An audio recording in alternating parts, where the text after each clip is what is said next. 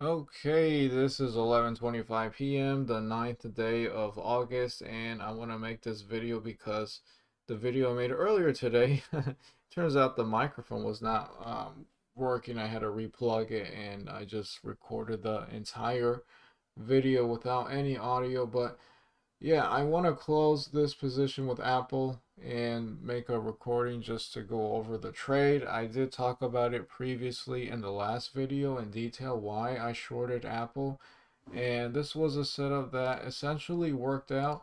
It was something that was following this trend line for a very long time that I drew, and I liked how it was able to get under it a little here, then it came back, and then it came back here. And then at this point, it was different because it got under it, and then it took a little longer to get back above it, and then it really tried to hold itself above it, but then it sold off. And then this was very nice when it was starting to now trade under the trend line, and it was starting to lose distance, and that was essentially why I shorted it on the first day at what was it, 196.57, and that was my average with 5 shares. Unfortunately, I did have just a puny $10 risk level. I should have traded at least 10 shares, would have brought it to a regular $20 risk level, which is what I'm trying to go for. But I might consider upping my size for swing trade setups. Maybe on day trading setups, I'll stick to $20, but I do want to consider more size. And I'm very happy with the profit. I did cover in two pieces, and I think it still shows. Not necessarily when I shorted, although it does show on the previous video when I shorted.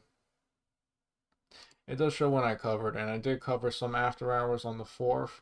And this was mainly because of the fact it was just selling off so massively. I wanted it to just to be, a gradual downtrend, and this was just not gradual, so I was worried that it would try to really bounce aggressively too. I did cover, and that was right here on the 4th after hours once again. That was at 181, so right around here on the 4th. Yeah, I guess around here after hours.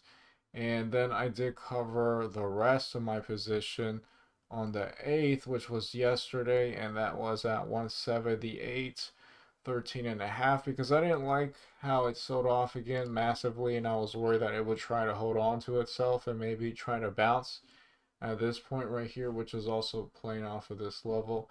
I would like to see it uptrend and then do some kind of a thing where maybe it tries to get back to the trend line and it makes like a head and shoulder. So like the shoulder is right here, then it regains itself, and then the head is under the trend line still, but it tries to regain itself and it fails. I can short that, or maybe you'll just try to ideally bounce again and it just doesn't get close to this 192 level, and I see some topping price action. I might consider a short, and on top of that, I might trade a larger size and risk everything that I made off of this trade, and then that could be more profitable. Or I guess as much as I can with my account size at the moment. That is the idea I covered. I want to see a bounce and then show topping price action however it does it, and consider a reshort, and then I can, ideally have a larger position size. I was, when I was doing the recording, not realizing that there wasn't any audio, thinking about an inverse head and shoulders day trade where, like maybe the shoulder, the head, and then, or maybe in this case, the shoulder and then the head, because it didn't make a shoulder, it just broke what could have been the head of an inverse head and shoulders here. I had a trend line, and it eventually did break past the trend line. It did do a reversal setup. This was a trend line, and I don't really like it too much when it does this. It kind of broke past the downtrending trend line and it just consolidated a bit, and then it broke above this trend line that I had, and then it just started the uptrend, and it was a nice move from the 177 level to 179, which is only $2. So I don't know if I would have been able to have made that much money, but I guess I could have been in at 177 with a very close risk being this 177.02 level, the day low breaking. So it would have been something where I could have had a lot more size, although this is an expensive stock. I would have needed to have had a large dollar position size, but this ended up working. I don't know where I would have sold, maybe at VWAP. I don't know if I would have gotten this high. Probably not.